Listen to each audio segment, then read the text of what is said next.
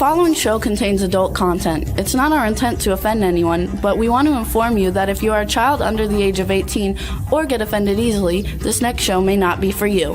The content, opinions, and subject matter of these shows are solely the choice of your show hosts and their guests, and not those of the Entertainment Network or any affiliated stations. Any comments or inquiries should be directed to those show hosts. Thank you for listening.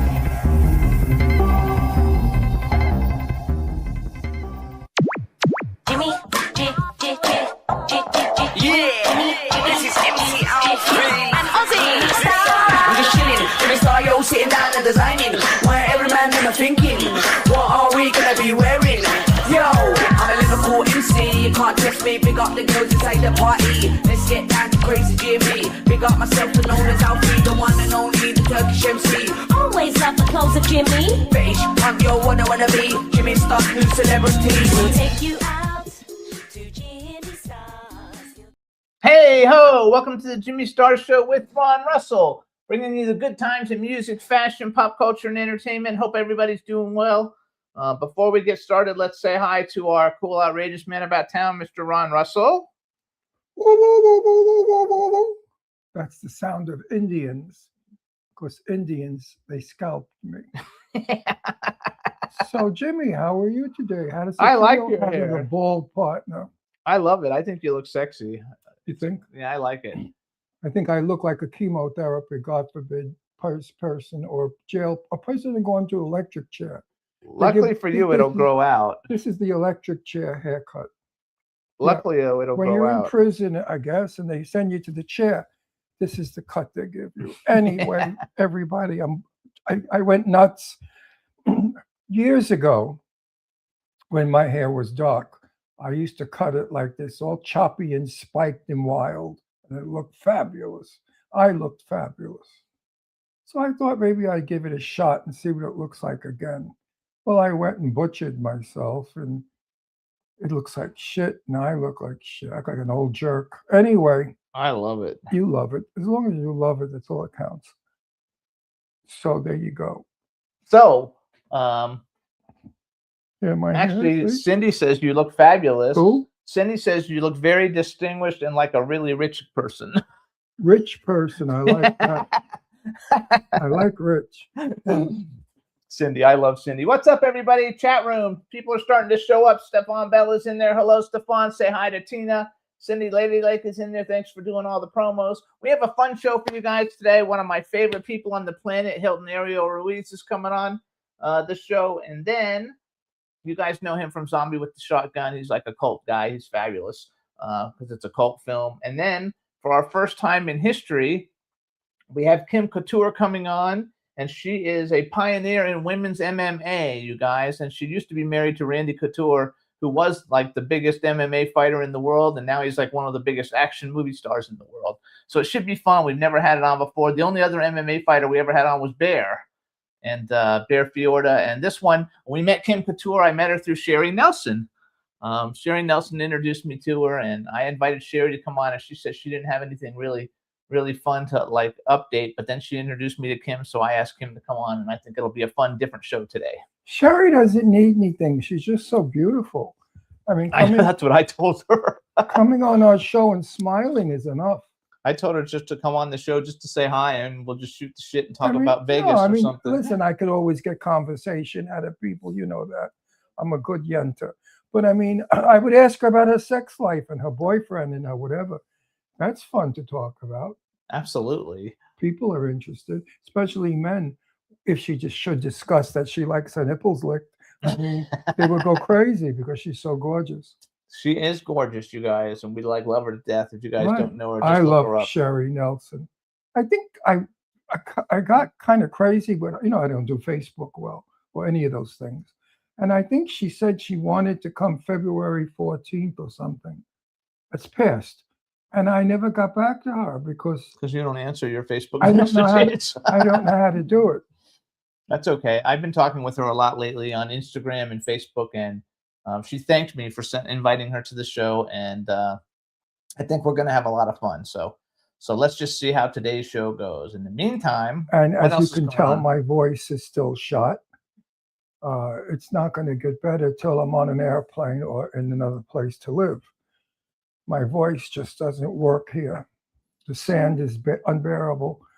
Yeah, it was I- super windy yesterday. Oh, I cleaned the dining room, which is off of the patio, all glass, Speak up a little.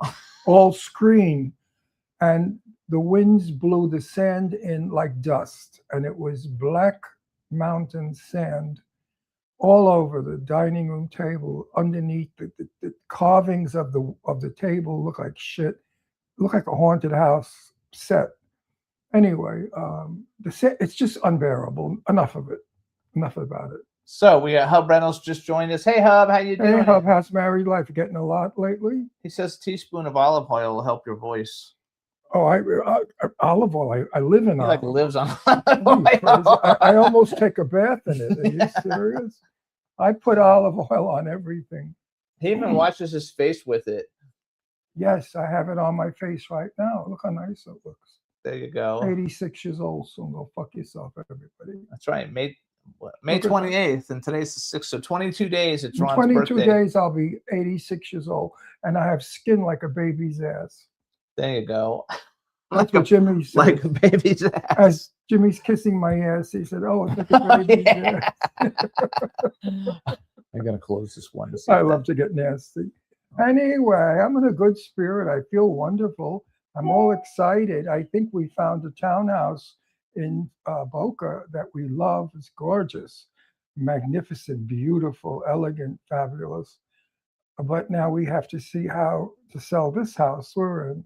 It's a lot of work, but it happens. You know, you give it time and everything falls into place. So something's gonna happen. Something's going to happen.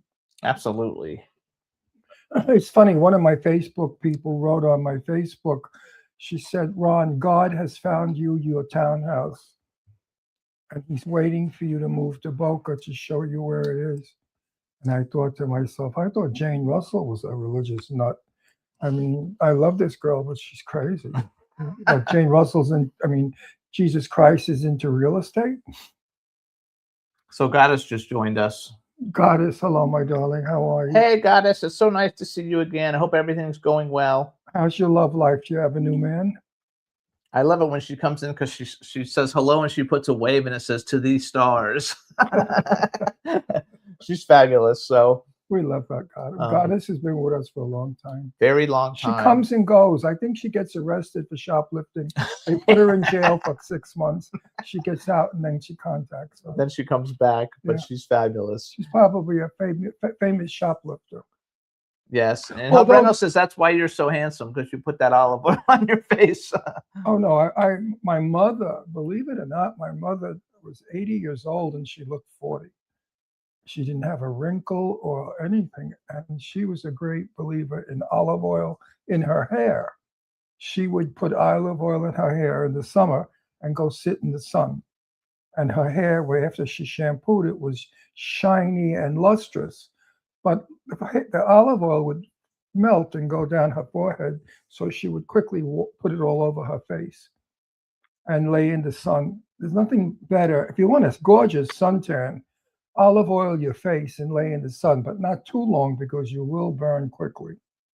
So it gives you a gorgeous olive oil complexion. I love olive oil. I put it in all my food. I put it on my toast with a little bit of salt. I make a lovely tomato salad, which is chopped tomato, garlic, and olive oil. He also says you have hair. Well, Most people your age don't. I used to have hair. Now that I cut it all off, I don't have my beautiful long hair. Jimmy and I were in a restaurant having dinner, and a woman, as she was leaving, as she passed our table, said to me, "You have such pretty hair." So I thought, uh-oh, time to cut my hair. If it's pretty, and I want to have pretty hair, that means it looks like a chick's hair, a woman's hair.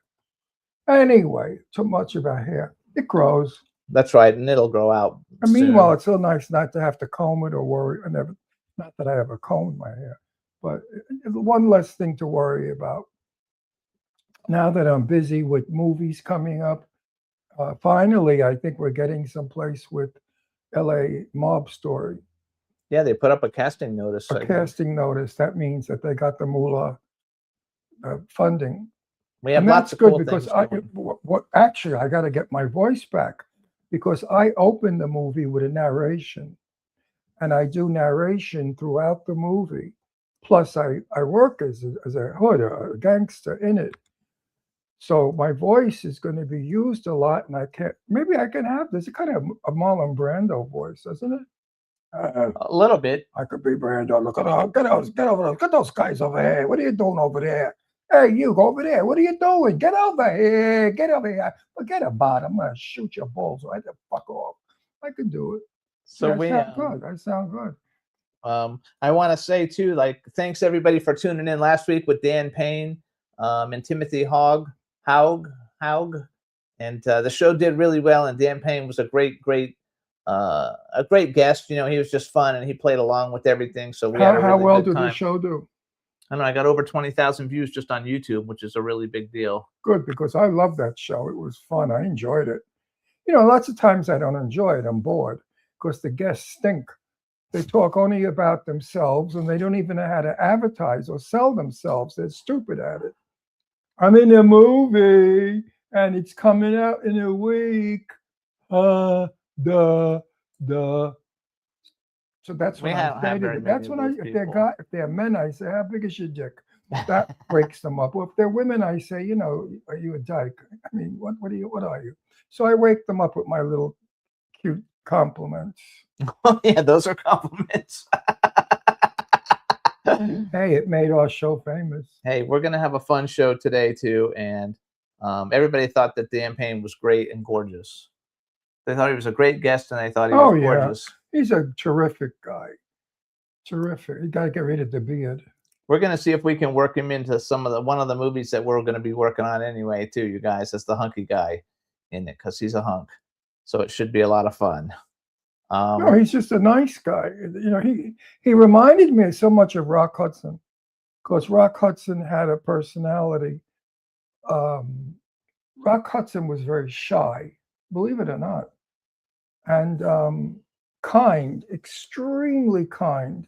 I mean, if he thought for 1 minute he offended you, he was full of apologies. Very sensitive to other people and other people's feelings. I mean, I didn't know him that well, but I knew him well enough to peg him, you know, to get his personality. He was a sweet guy, gorgeous in person. You know, he stood 6 feet tall when he sat down, because we were in a club together. He was there, and I went over and sat down without invitation. I said, "Oh, Rock Hudson, nice to see you." I sat down. Anyway, he sat very tall, but he was 6'4", you know, on standing. Very, very nice fella. A tragedy that such a dreadful disease had to take his life. It was not necessary for AIDS to be. I don't know still how it got here. We have so many ways of believing how it got here. And all I know is that somebody sent it here. AIDS was deliberately sent to this country, and they did it through the gay people because they knew how promiscuous gay people were, and they knew that anal sex was the best way to get it, because sometimes penises that are large make the anus bleed, and that's how AIDS was transmitted through the blood. So there's all kinds of theories. Enough information. You know, no, I talk about it because I lost so many friends. It was a sin, a terrible sin. But now we have it under control, thank God. A little bit, yes. Not really, but yes. So anyway, you guys, we want to thank everybody for tuning in. You can hear our show. We're on Libsyn, Apple Podcasts, iHeartRadio, SoundCloud, iTunes, Spotify, Amazon Music, Google Podcasts, and YouTube. Those are our primary platforms. We're on a bunch of other platforms, but those are the primary ones. And I think you guys, I want to just thank everybody for listening every week, because the shows are all doing really well. I think we're going to bring on our first guest, because I think he just showed up. So let's bring him on. Hey, what's up, guys? How's everything? Good. How are you? I'm doing good, man. Good seeing you guys again. Good to see you too. I'm not happy to see you. I could give a shit less. I know. You know, coming. You know that. I really think that you really don't mean that, but that's okay. What do you say? He said, "I think you don't mean that, but that's okay." Oh, he knows goddamn well I don't mean that. We have an expression in Italian, che sprezzo amo, who teases loves. Remember Okay. that, who teases love. If I don't give a shit about you, I ignore you. What the fuck do I care? But if I tease you, it means like I like you. I'm happy to see you. It's very Brooklyn. Well, I you know, love it. You're Yeah, I New love it York, too. right? yeah, Still yeah, New New York? Yorker. Yeah, Where absolutely. are you from in New York? Well, right now I'm in Long Island. I'm in Huntington right now, but I used to live in original. Huntington after years Yes, ago. yes, I remember. And Yeah, you the last time we spoke, I remember you told me you lived out here. Yes. I did. And then we had a snake in the garden. Yeah, imagine there was a snake. I don't know what kind of snake it was. I didn't give a shit. But it ran across the driveway, and my daughters were screaming like they saw a horrible monster. I said, it's only a snake. What I really wanted to say was, it looked like a dick. Get used to it. So, Ron's on fire today. Where were you born though? You weren't born there. I was born in Lower were East you? Side. Okay. Originally from Where was Lower you East Side. Lower Manhattan. East Side. Why am I not hearing? I don't know. My hearing aid, I hear me, but I don't hear him. Oh, I don't know. Hey Juan, can we make him any louder or not? Let me see if I These got hearing aids suck anyway. $3,000 and I hear shit. That's Oh just funny. man. So you're from the Lower East Side? Is that what you just said? Yes. In Manhattan, What part of- Chinatown. In Chinatown. Oh, near Alphabet City. Yes, correct. Right. I love it. You Right can't off right off at You Delancey. cannot afford Alphabet City now. We have a friend that moved there, pays $4,600 a month rent, fucking Alphabet City. That used to be a shooting gallery, all burnt out, dumpy houses.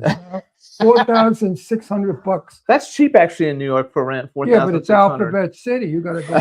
Yeah, I mean, you're not for nothing. Yeah, you're absolutely right. It's really expensive there, but there are some places that you could still definitely find in the Alphabet City. But yeah, it's definitely expensive, and I have to agree with Jimmy that 4,000 is actually pretty good for New York City. Yeah, Uh, it's cheap. A friend of mine, Unless it's a little teeny one, but for a decent sized one, that's cheap. Listen Yeah. to what Alphabet City was. A friend of mine was shooting a movie there called Batteries Included. And Batteries not included. batteries not included. And we went down to see her and watched them shoot. And my daughter was about 10. And one of the guys came over and said, don't let your daughter walk in the empty lots because there are so many needles there. Yeah, Right. no, I have to. Yeah, at one time it probably was one of the worst places in the The worst country. places to live. You guys, Yeah. by the way, Batteries Not Included was a great movie with Hume Crone, Jessica Tandy. Who else was in that? It was a great movie. I remember it when I was younger. Jessica Tandy took such an affection to my daughter at 10 years old. She said to me, she's a 10-year-old. No, she's a 20-year-old in a 10-year-old body. And Jessica Tandy was lovely, sweet, lovely woman and actress. You got to speak up because even I'm having What trouble the listening. fuck do you want me to Well, sit scream? closer. Sit closer. Then I have So- this goddamn Oh. thing up my ass. I mean, what do you want? It's hard. Can you hear him? Okay. Does he come across okay on your end? I have I hear sand, him. I hear him fine. I hear both of you guys fine. Okay. I have sand throat. Living in this fucking desert, Palm Springs shithole of the world. When the sand blows, it goes in your throat. You ever hear of that? Yes. It's terrible. I've got it. It's awful. So now I have to shout. I hate people who shout. So you guys, Hilton, for anybody who hasn't seen him on our show before, Who cares? What's he doing? hang on, wait a Why are second. you here? Are you working? Anybody was stupid enough I'm to hire talking. you? No, I'm I don't talking. give a fuck if you're talking. I know, and I'm talking now. Would you like a punch in the No, face? I have- You won't I be have- talking so you after I guys- hit you. So Hilton, you guys, Hilton is the creator of Zombie with the Shotgun. It Oh, was go a- away with that a zombie mini with the series, shotgun. like a TV series, and then it was a movie, and it's a comic book. It's all kinds of things. And so I did something. First of all, I didn't know you went to NYU. I did. Yes. I mean, you're a smart fuck because NYU. No. I'm going to tell you. He, he wasn't so smart. He just knew people. a lot of times that's what it's about. Wait a Yes. minute. We were supposed to see you. Where are you? You're supposed He's to in be here Park. in Palm Springs. No, he's not coming to Palm Springs. No, We're going we were supposed to meet you. You guys were coming out here to Long Island to possibly, we were supposed to see here. I think it was like a year ago, right, Jimmy? But I thought you were coming recently. No. Did I No, dream that? no. I told you we're going to be shooting his movies recently soon. No, I know that, but I thought he was coming to Palm Springs. I was going to make dinner for him. No. All right. We'll have to do it in Long Island. So you guys, tell me about NYU, because it's hard to get into So NYU. I'm gonna tell you a little bit about education, sort of like what I've taken. So I started off as a photographer in Queensboro. So I did filmmaking trade. If you guys remember, you guys obviously remember New York Film Academy, right? Yes. New York yes. Film Academy. When the New York Film Academy first opened, was just like eons ago. I actually attended it when, like, I think it was like the first or second month that they opened up. So I went there, and obviously I was like, this is what I really want to do. And so from there, I said, you know what? I want to learn more about the picture. I want to learn more about, what's, the look of, filmmaking. And so I went into photography. I thought photography would be the best way for me to understand more about camera work and learn about just stocks and film and everything. So I headed out to Queensboro Community College there, where I met my mentor, Jules Allen, amazing photographer. I actually started a documentary with him. That's like my latest new project I'm working on with. And there I loved photography, but I said to myself, I think I want to get back to I figured out that my passion was directing and writing. My professor also advised me that that was the way I should go. So from there, I decided to take continuing classes education, which NYU was offering at that time. Oh, gotcha. Okay. Yes, so NYU was offering classes on continuing ed classes and stuff like that, which was kind of silly, right? Because you was actually taking courses with the students that were paying $3,000 a credit. That's a lot of money. I think it's even more, I think it's more now. I think maybe it's $5. I don't know. Maybe that back then I think it was like $3,000 or $3,300 per credit. And each class is like 3 credits, so it's like 10 grand for a class. Correct. So I was able and to, that was for Queens College. No, that's for NYU. That's for NYU. So I was able to figure Queens out College how. is- Say again? No, Queens College is free. No, I did not go to Queens. It was Queensboro Community College. Queensboro. The community Queens. Well, free. now College is free. In well, my now day, the it was law- free. Here in New York, I don't know in California, but here in New York, if you are a New York resident from 25 years old to 55 years old, college is free. You have to be able to go. Yes, you got to be able to go to a CUNY or SUNY, of course, state or a city, but it is free from 25 to 55 years old. Of course, you have to go through the whole. You have to go through the whole FAFSA, all that. You have to go through the whole, logistics. But it is. Yeah, they started that. I don't quote me on that. I think a year or two they started that. I don't know how long that program is going to be offered, but that is a thing here in New York, in the state of New York, city of New York, whatever you want to call it, because CUNY is city. And that So they often, because not too many people live long in New York, they get shot easily. or the stress of making ends meet here. It's so expensive With, here.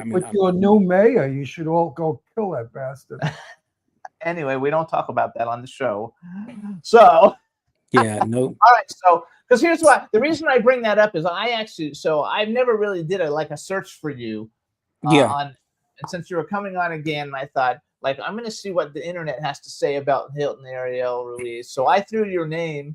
First, I threw your name into ChatGPT, and they didn't know who you were. And then I said director of Zombie with a Shotgun, and all kinds of great shit came up. I was like, holy shit, they were practically blowing you. They were so complimentary. And then when they heard Ron Russell was in it, they sent telegrams and flowers, and they were carrying on. Oh my God, this film is going to win awards. Ron Russell's in it. So here's what they said about you. First of all, they said that you became obsessed with horror films after seeing Halloween, The Thing, and Aliens. You like those movies? Absolutely. I think they're fabulous. That you were influenced by John Carpenter and David Cronenberg. What did David Yes. Cronenberg do? Scanners? I don't know what movies he actually did. Yeah, you know, Fly. He believe did it or The not, Fly. he did The Fly. My favorite from Cronenberg is Dead Zone. Oh, great movie, Dead Yeah, Zone. that is my favorite. I mean, don't get me wrong. He's done, amazing stuff, but as in my all-time favorite was Dead Zone. I mean, Christopher Walken, and it was just, but The Fly, of course. But a lot of those guys, from Aliens 2, it was. I mean, I'm pretty sure that a lot of people have their. What else they say about me? I'm curious. So they said, No, but you have a great gimmick in your movie, The Shotgun. Thank The you. title alone makes you want to see it. so it said that you picked the title of the film, Yeah, that's a fabulously. great You knew how title. to like create the people, but the biggest thing it said that you were like a genius in marketing, All right. creating a genius in building an IP from nothing, because you did the comic book, the web series, you turned it into a movie, you built a big social media following, and they said that you were a great case study in grassroots horror marketing. Yeah, I mean that's all. I agree, all of the above. Yeah, No, but I mean that's pretty You're, cool blu- though to you're see that. blushing. You're I'm blushing. gonna give a lot of credit to Alex Ferrari. I'm not sure if you guys know him. He's done a lot of podcasts, and he has interviewed Christopher Nolan, all the like top directors and cinematographers.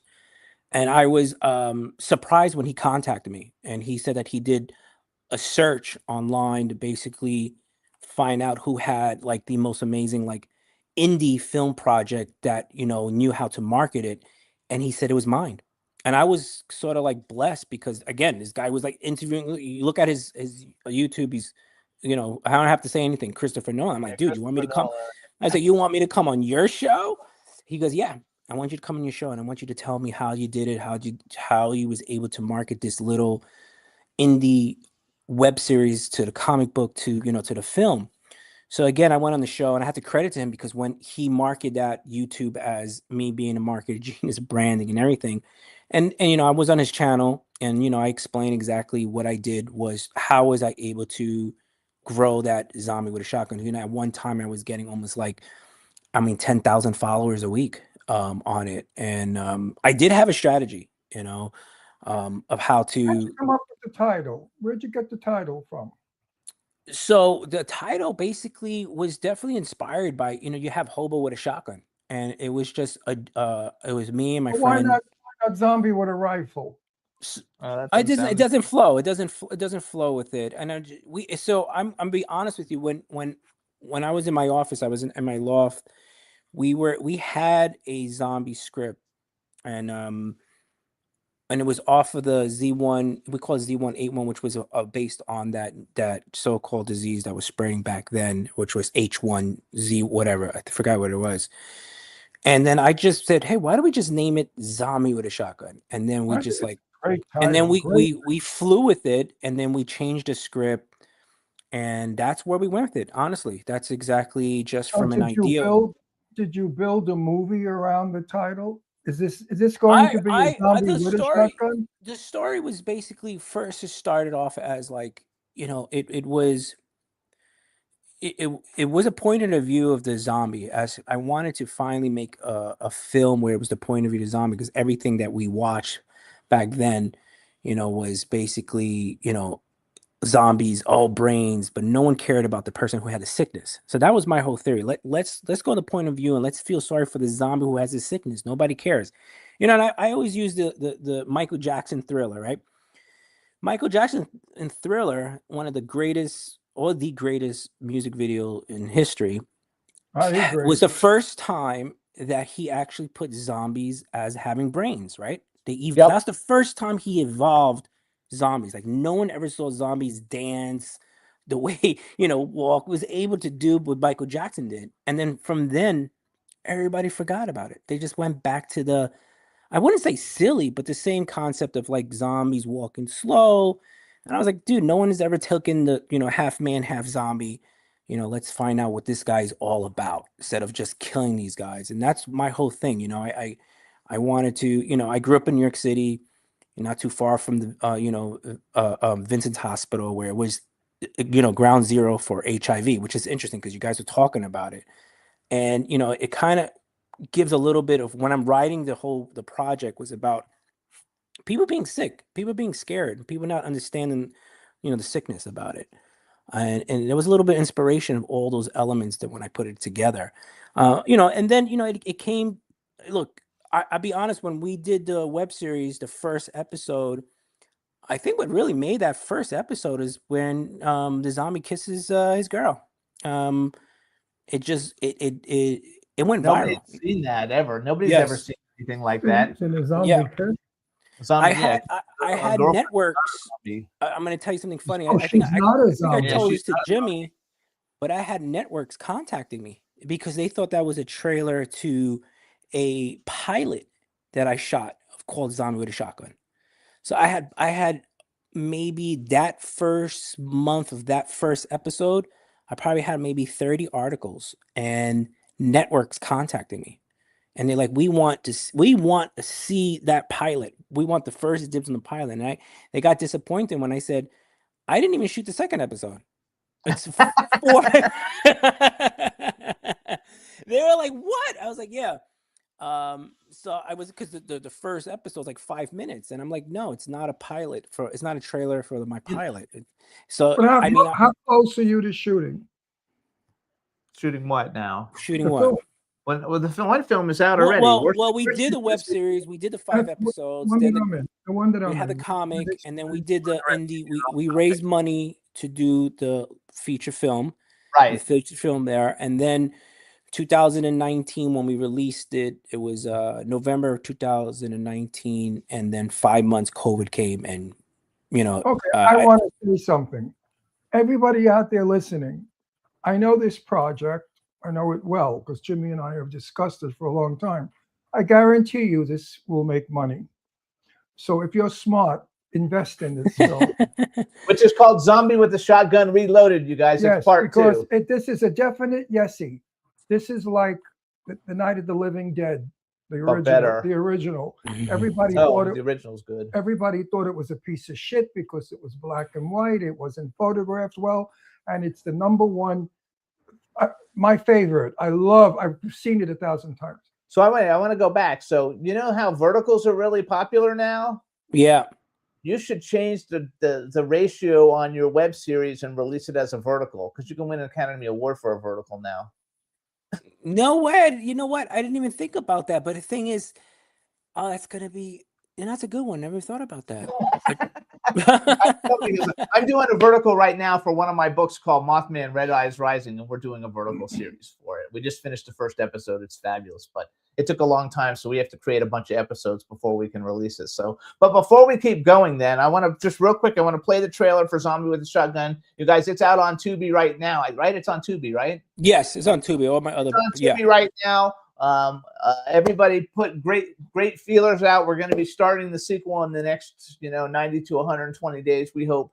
And it's called Zombie with a Shotgun Reloaded. But you introduced the trailer for us, then Juan's going to play it, and we'll be right back. Yes. So here's Zombie with a Shotgun trailer of the feature film. And just to let you guys know, I'm also on Amazon, Future Today, Plex, and you just do a Google search, Zombie with a Shotgun, and you'll be finding all the other streaming service I'm in. So here's the trailer. Let's see the trailer. I'm excited. Where's Juan? Juan? Where are you? Hey, Juan. I got a heart on now. I want to get laid. Hey, Juan. I want to see the movie. I don't know what happened. So Juan, Where are you? all right, hang on. Zombie ate him. Let me just send him a Right, little the thing. zombie Hang shot on. him. It means Dean's talking to him, because whenever he's not there, Dean's talking to him. Dean is the station owner, you guys, so we can't get mad at him. Hang on.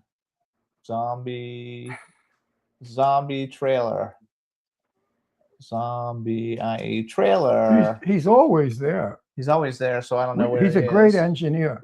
I'm going to text message him too. So talk for a second while we're waiting. Okay. What I know about the sequel is I can't wait to do it. I can't wait to be a part of it. I can't wait to see it happen and watch how it's going to take off and fly. I firmly believe that it's a different look. I'm so sick of those zombie mom, like he said, they walk slow and they're stupid. Oh, he says he's ready now. Okay. So Okay, all right. let's go, all right, let's everybody, check go. it out. This is Hilton Ariel Yes. Ruiz's movie Zombie with the Shotgun. Enjoy. Let's see. Trailer. Let's see Enjoy. the trailer.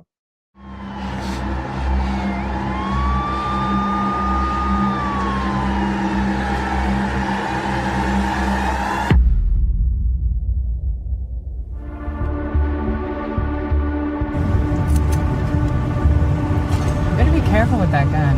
Of course. Take them to the lab and get them tested and processed immediately.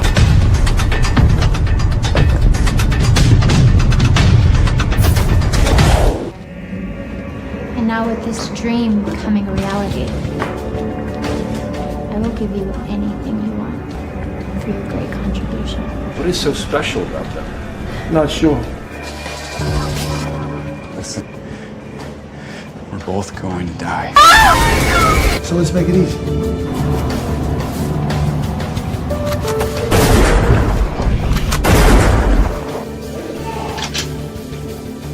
Your government doesn't tell you everything you need to know.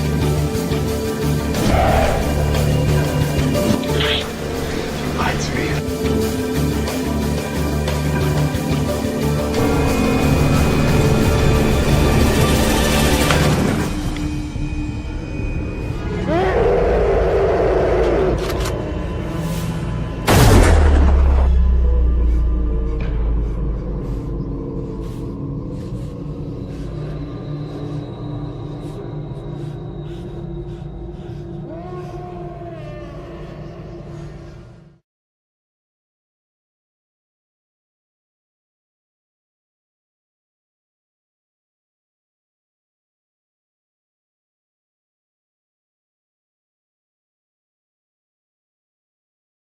Chicken the Bring run. us back. There you go. Hey, so what I want to tell everybody, you guys, is this movie is really, really good. We can't tell you how much it costs to make it, but it's a low-budget film that does not look like a low-budget film whatsoever, and that's all because Hilton's like Oh, a come on. genius. You could say easy 300,000-400,000. Yeah, right. But So- listen, I read the script and the trailer you can't.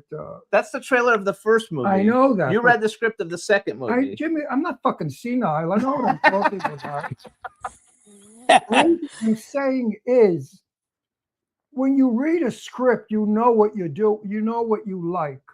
A trailer gives you a little bit. You know what I mean? It's not the movie.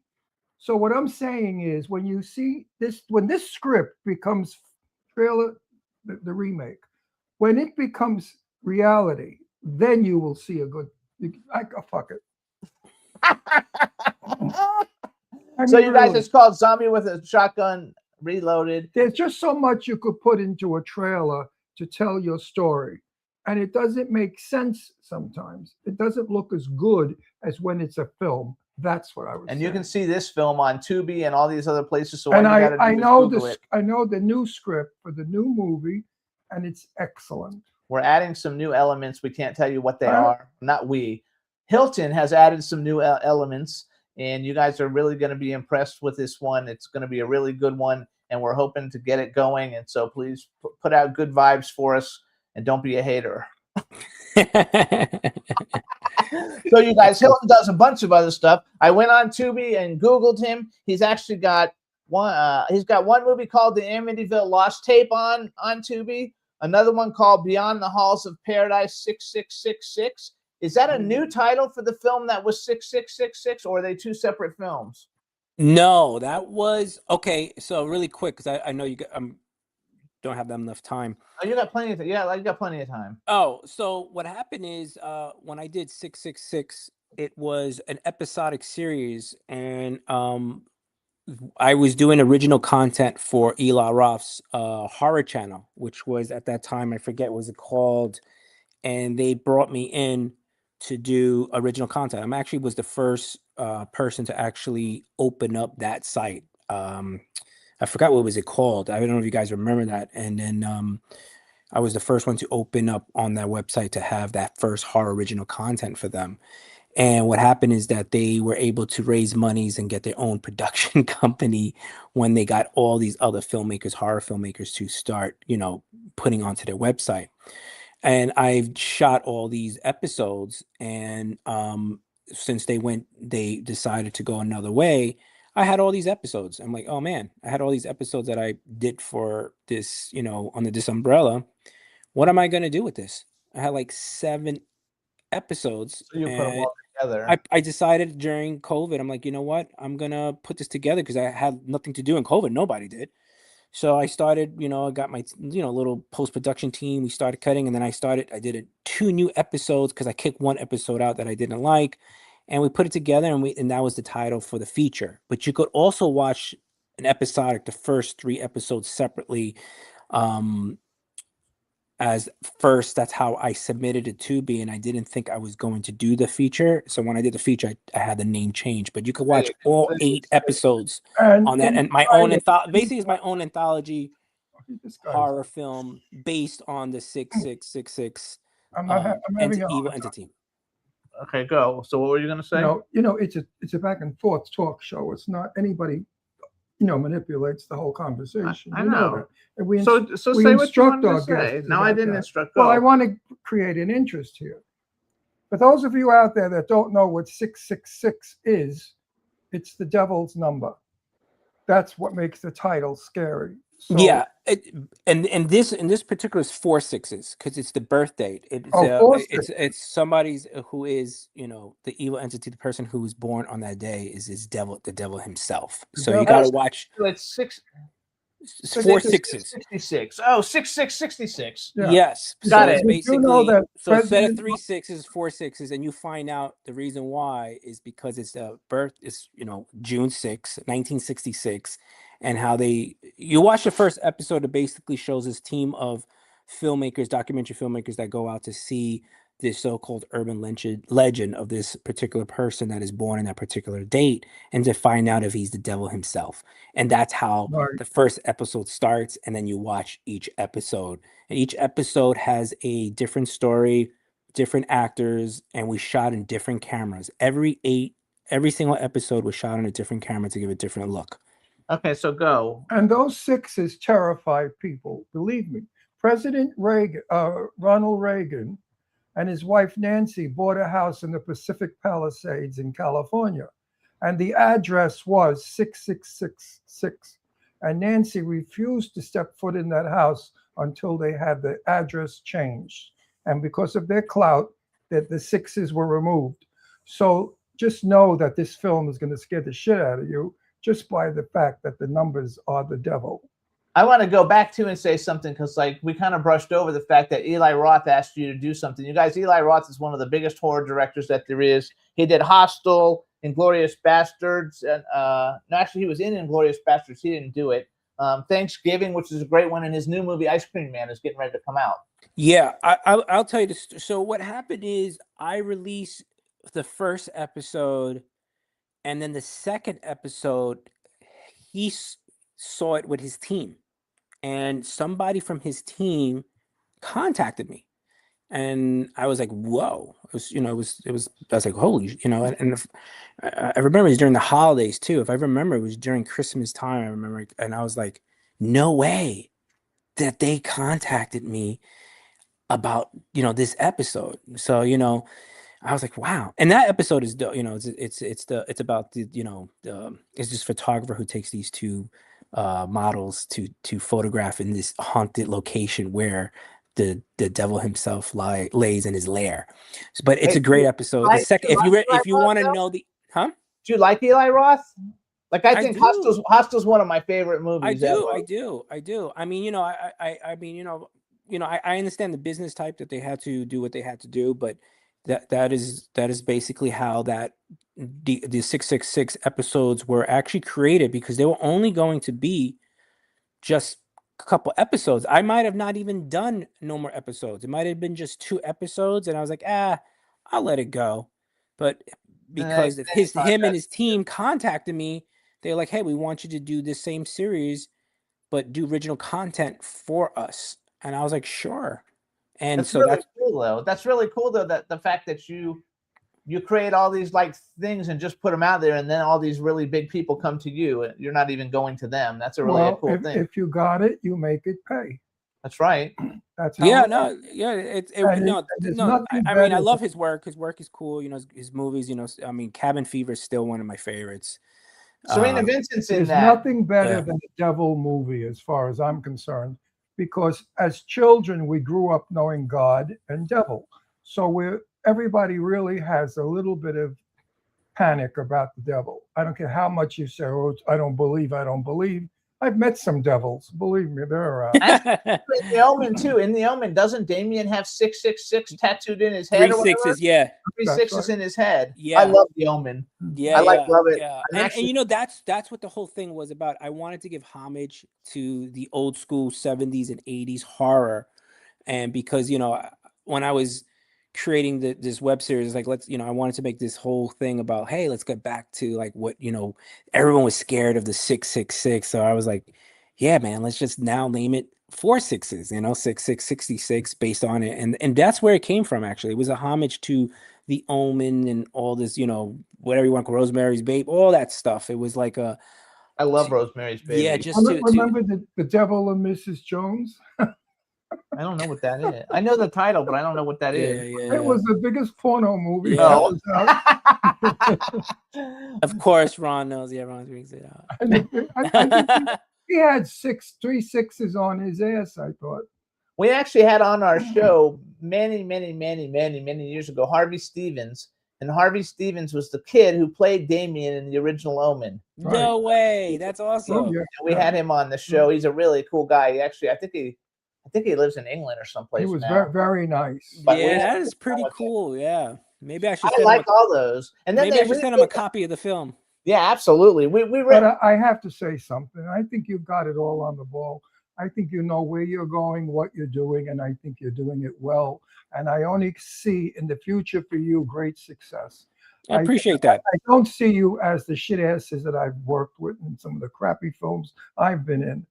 I respect you more than I do most. Thank you for the kind words. I appreciate know- that. Thank you. Jimmy and I discuss you a lot, so I know a lot about you. He knows I'm pushing for Zombie with a Shotgun. Yes, yes. And I'm all in favor of it because I think it's a sure win to go. I mean, there's no question about it. Some sucker out there should give you some fucking money, you idiot. Yeah, you go to make money. You go to the track. You blow all kinds of money. You're stupid. This is an investment. So you guys too, just so you know, Zombie with a Shotgun. You have a web series. Maybe you're going to have a vertical soon. You have a movie. You know have what, comic books. Jim? If I were you, I'd explain what a vertical is because I don't even know. So verticals, you guys, that's the new form of filmmaking.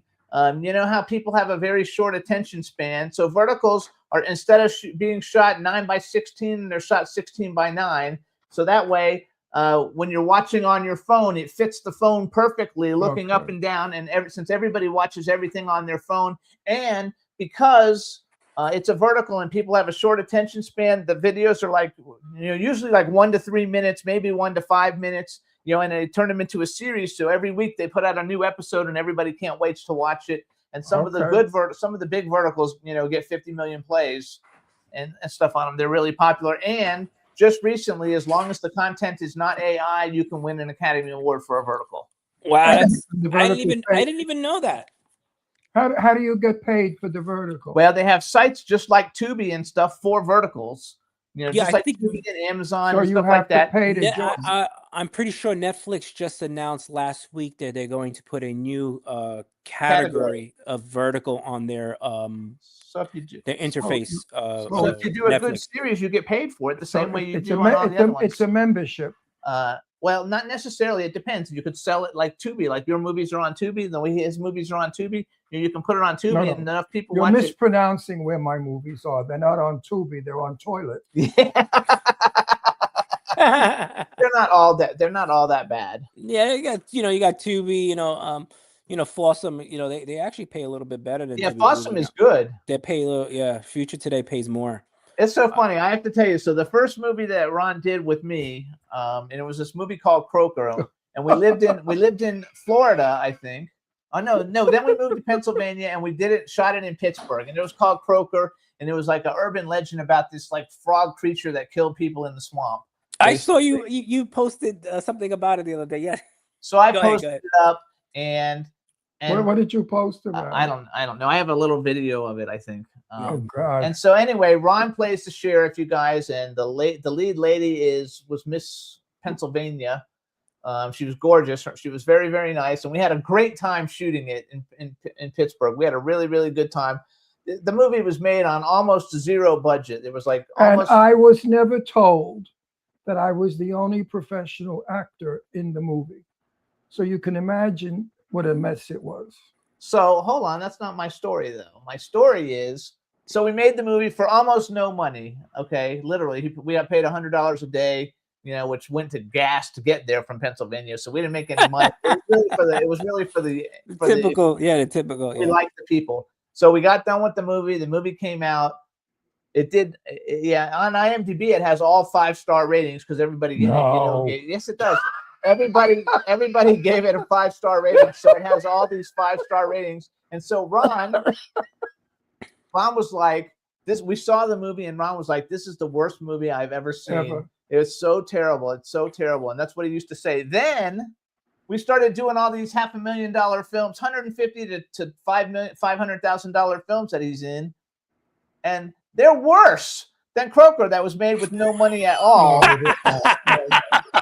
And Croaker does not look anywhere near as bad as a lot of these other films do. They put a lot of heart. Yeah, those movies got a lot of heart. Yeah. What was wrong with Croaker was no one in it except I knew how to act. That's what was wrong. So I looked like I was overacting because everybody else was not. Actually, Miss Pennsylvania was good. Huh? Miss Pennsylvania was pretty good. I made her good. When I did. No, because you know why? There was a scene where I wanted her to get in my car. And I ad-libbed the whole thing. And I did it like this. Get in the car. Now, get in the car. And I told her what to say to me. And she said to me, okay, Mr. Big Shot or some shit, whatever. It was really good. She came back. So where I put my 2 cents in, it looked decent. But where the director was and we weren't, forget about it. He had 2 kids there that were talking like this. Open the refrigerator now. What the fuck is that? Hey, put that film in vertical. It's really not terrible. I mean, it's really terrible, but it's really not that bad considering some of the other movies. It could have been a good film had he used professional actors, because actors don't make movies the first time as successful. You got to be in a lot of movies before you know what you're doing to be successful. And these people were so green and so stupid and so banging into each other. It was a comedy. You guys, you can buy. I don't know what I don't think they ever distributed it. I'm not sure. Let me give you a for instance. The guy, I'm telling him like this: you killed your brother. Don't tell me there's something in the swamp over there, because I'm supposed to be from New York. That kills people. And you know what he said to me? Oh, stop, you're a bastard. I turned to the director. I said, what the fuck was that? I'm yelling at the guy. I'm telling him that he killed his brother and he called me a bastard. But he said it just like that. Oh, stop, you're a bastard. Oh, stop, you're a bastard. Oh, stop, you bastard. And the suit he has on was 3 sizes bigger than him. The sleeves covered his knuckles. And I thought to myself, this is a fucking clown movie. This is a comedy. But it really isn't. When you look at it, it's really not that said, bad. well, what do you want him to say? I said, well, let him call me a fuck or something, a little stronger. Anyway. You guys can get the movie on eBay, I think, you guys. I bought a copy just so I would have one. So the problem with these pay-to-play people is I've been in a few movies with pay-to-play people, and I hate it, and I won't do a movie if anybody in it is a pay-for-play, because they are weak. They make you look like you're overacting. They don't give you the opportunity to go back and forth with a good volley. Hey, you're a fuck. Then the guy goes back, you're a son. You know what I mean?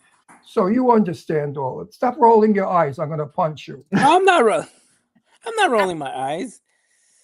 So you're a director. You know what I'm saying. Yeah, no, You're I know ask- exactly what you're talking about. So what do you? So give me some feedback. God damn it. Well, my feedback is to try to find out who owns the film, because maybe it's in public domain. Maybe you guys could own it. Like maybe Oh, somebody. are you serious? I want to burn it. No. Listen, those are classic Those films. Man. movies You could do get that good. movie. You could like put new music onto it. You could recut No, it. no, I would or never you could do, steal like, it from the fellow who did or, it. or you could do like a documentary of finding the original people. Like, let's go find the original people of this film. Actually, Find out. one of the kids in the film has made a ton of movies. So one of the kids, No. yes, he's made a Oh, ton the of little movies. boy. Yeah, the little boy Oh, has made yeah, the tons little of movies boy. with The a whole little bunch boy. of The people. little boy, professional actor. I'm sorry, I wasn't the only one. The 10-year-old little boy was wonderful. He was an actor. And he's made movies with, I don't know if he still has, but when I checked it back then, I think But it's the really rest cool. of them were for the birds. So, so I want to play another video real quick, you guys. This is Hilton's director's reel that he sent me, and you guys can see some of the stuff that he's done. And then when we come back, we'll have a couple minutes because he's also an author and he's got a bunch of books out. And so we're going to do that. So let's just go real quick. This is the Hilton Ariel Ruiz director reel. Enjoy, everybody. You're the one who infected me. Correct. Mr. Walker, your blood is like gold. You're the hope that we've all been waiting for. You have something the world all wants. It's inside you. And you're gonna be a very rich man. Would we be able to cure people?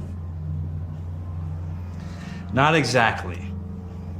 Mr. Walker, you should know there's no money in the cure, only in the treatment. So together we can develop and manufacture this suppressor that'll be like the cure.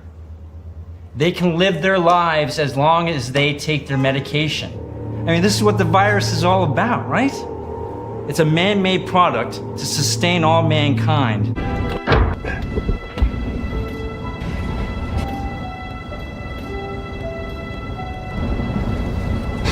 Hey, how you feeling?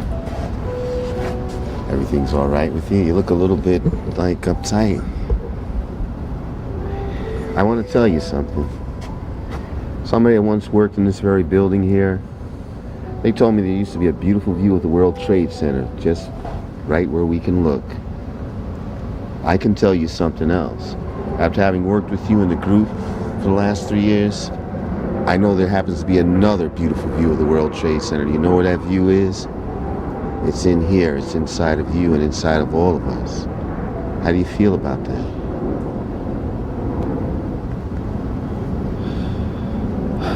I guess you're right. My friend, you no longer have to guess whether you're right or not. Just rest assured that you are right. Why don't you come on inside and hang out with the rest of us? This may be our last time that we gather. Maybe we can meet once a year. But let's go out and have something to eat and drink, and thank goodness that we're here to share these experiences. You know what? Let me talk, because I'm going to scream. You are absolutely amazing. Oh. That looks like a multi-buck movie. I love your still camera. You are a genius. I so believe in you that if you don't become one of the greatest people in our business, Oh, stop it. I will be Stop a zombie it. with a shotgun and Stop it. We see so many No, I'm not movies. making. I don't blow smoke. Yeah, up- he doesn't blow smoke. I don't blow smoke up anybody. Thank you for the kind words. I appreciate it. If you sucked, I would just say, "Oh, that was cute," but your stuff really, you are a born genius. I'm sorry. Oh. I also told him how much stuff costs, and I told him he can't tell I anybody. just dropped dead. You know, you can't even light a stage for that amount of money. I appreciate it. Thank You you. know how to do everything, though, pretty much, don't you? Yeah, I do. I love your lighting and I love your still camera. What I don't like today is the jump camera, the bump camera, and the dark, low-key lighting where you can't see the people. We watched a movie where the girl was black and all we saw were eyeballs and teeth. And I just thought they allowed that. They let that go through. That was important in the movie. And it was a major movie. It was like about 40 million, 100 million. Yeah, it was a big movie. How much was it? It was Lupita Nyong'o or whatever, and it was the prequel to that movie with the monsters. If you make noise, they come after you. I forgot the name of the movie, but But like there's Oh. parts in that There's movie. like two. There's two of them that has the same There's two story. of them, yeah. The one with the black girl. But the is in it. prequel one, they like- shot the black girl in low key. All you saw was eyeballs and teeth, and that was offensive. And it was like $100 million to me, movie. that was degrading because Yeah, I didn't see that. No. I hated it, and that was in so much fucking money for two Wow. people. You know what? They just offered Johnny Depp $38 million to come back and play the pirate. What do you think about that shit? You think Johnny Depp's worth $38 million? For that film, yeah. I mean, do? because it's like I think it's a great way because it's like a welcome back, Johnny Depp to the, basically it's like we're sorry. The world is sorry. We all saw this in a different way, and this is our apology letter, our apology tour for you to come back and for everybody in the theater to come see it as also another like, hey, we're sorry, Johnny. We're gonna go see your movie. I think it's brilliant for that to be his first big film after this whole thing with Amber Heard. I think he's gonna probably take He more. I doesn't think know that. He doesn't know that part. Doesn't know what. So Johnny Depp was in a years and years legal battle, and the Disney people didn't Oh, I know back that. didn't I back know- him I up know or whatever, and so he said he wouldn't work for Disney anymore. He said I won't work for Disney even for $30 million. So that's why they had to come back with this big offer because because they're offering him more than what he said he wouldn't come back for. And I do think Johnny Depp is a great talent. I think he's. I agree. Pay Yeah. him $38 million. Look, it's a lot of money, but I figured just to, I think he is worth that just for that film. I mean, not a film with him Doing with something an else. ordinary story. Yeah, for the Pirates of the Caribbean is $1 billion industry. They're gonna, of course, they're gonna ride with that with the rides in Disney World and the merchandise. They're gonna triple, quadruple all that money back, and I think it's a smart move, and I think Johnny Depp will take it. He'll take it because he needs money. Because I read that he spends But something you like know $10 what? million a month. to When live. I hear that, Wow. I'm a sympathetic person. When I hear $38 million to him for one performance, and I think of all the starving actors out there that break their asses and work for $100, $200, I feel sad. I think that there are actors out there far better than Johnny Depp, and they only get a couple of $100 a movie or $1,000 or whatever the shitty salary is. So that's how I feel. Maybe I'm a little bit like your mayor, take from the rich and give to the poor. I wouldn't mind Johnny Depp donating some of that money to His problem is he spent it all. No, but I would like it if he got the $38 million and donated the money to the housing for the old actors, where they go to retire or something nice. Angelina Jolie, who's my little baby, who I love because she grew up in my house. I know she gives millions of dollars back to the business. Silently, she doesn't talk about it, but she gives millions of bucks to starving actors. So hang on. We're going to change the topic because we have 6 minutes left. Okay. Okay, so you guys, Hilton, great director, great writer, great producer. He has great films. Now he's got a new book series called Bishop. I guess the series is called Bishop, and then there's 5 books, and each one has a different title. A Dead Man's Promise, The Weight of, and then it's Bishop, The Weight of Silence, Bishop, The Ground Keeps Quiet, Bishop, The Lie That Holds, and Bishop, The Cost. Tell us what Bishop is real quick. Bishop is basically a revenge story, a story about a 30-something man that is a wanderer or goes around the country as he's hiding. We find out that when he was younger, his father was killed by the mob, and him and his family decided to go and hide him because they were also wanted. And as the story goes further and further, we start to find out why his father was wanted by the mob and why the mob wanted also his family to disappear. And we find out that he finally, in the first book, his cover is blown. The mob finds out where he's at, and he's now, chased. And then it starts to become, there's this witchcraft element that comes into the film into the book series that I don't want to spoil, that creates his revenge much more deeper, spiritual, and it's about him finding himself and finding out, was it worth him running away? And he basically has these demons that haunts him, as in like himself, trying to figure out who he is. And was it all a lie? Was it all true? Was my dad a good guy? Was my dad a bad guy? You know, just That- basically second thinking his life. Just us in general, just and in the real life, we second guess our life. I mean, the things that we believed when we were younger, were they really true now? And that's basically the biggest dilemma in the series. And it's just the first volume. Well, I'm going to do 3 volumes of the story. Would that make a good movie? I think it would make It a would great make a movie. it Great was for a film. I wanted to write a script of it, and then it just got so much deeper into the story. And I'm not gonna lie to you. I'm like, dude, no one's gonna give me money for this fucking story. I'm just gonna make a book. And that's how I felt, honestly. I was like, That's a no one's great- gonna. Yeah, but actually, If I write this script, it's gonna be wasted. It's going to be dust. And I was like, I'm gonna go 10 years looking for money. I'll be dead just like how Bishop, And I'm like, I just might always write this 2-book series, and I think that whatever. I mean, you got 10 readers, 20 after we make readers. Zombie with a Shotgun, we'll have a bigger track record, and then we'll turn it into a script, and we'll get money. Because I'm always in mafia movies, and I have not yet been in a mafia movie that did not make money. I'm going into one now called the LA Mob. Story of the LA Mob. It's how the New York Mafia went to California. And I play a very major hood in it. And it's a great script, fabulous script with a wild ending. And it's going to make a fortune. And it's a TV series, right? Yep, it's a TV series. And That's it's awesome. supposed to make a lot of money. I would suggest you make a movie out of that. That's a fucking good idea.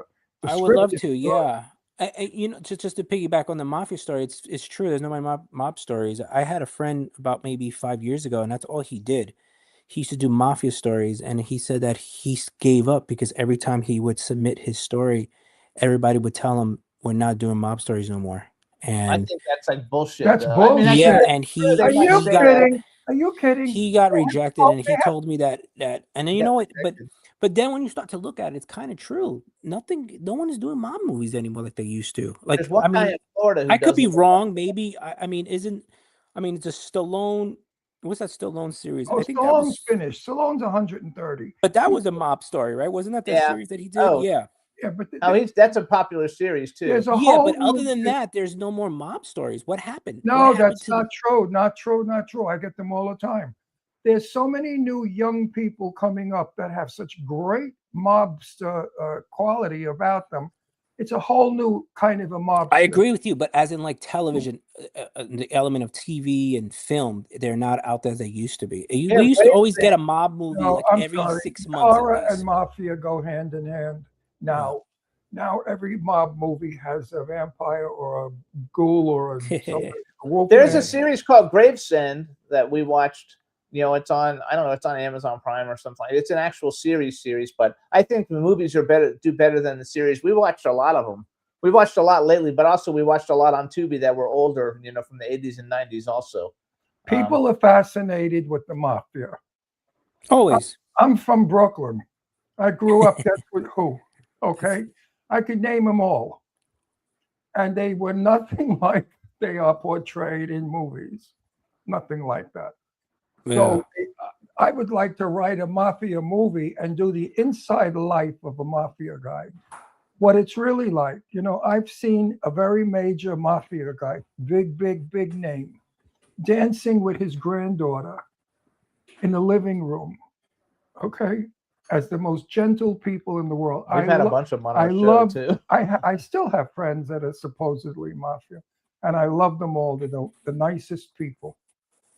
I love it. So you guys check out Hilton's book series, Bishop. All you have to do is go to Amazon and type in his name, and it'll come up, or type Bishop and it'll come up. He also has another book, but we don't have a lot of time, but I just want to tell you the title. It's called The Power of Regret Compels Me. The scariest demon in The Exorcist wasn't possession, it was regret. And that's more of like a biography, or it's like a personal memoir story, not completely, but definitely a personal story about me coming upbringing from the sort of how The Exorcist and how I understood it as a part of my life. As it's kind of hard to explain, but I grew up with that whole supernatural, whatever you want to call it, black magic and spiritual stuff that I grew up when I was younger, and how it was sort of parallel to what I used to watch as What's The your Exorcist. ethnic background?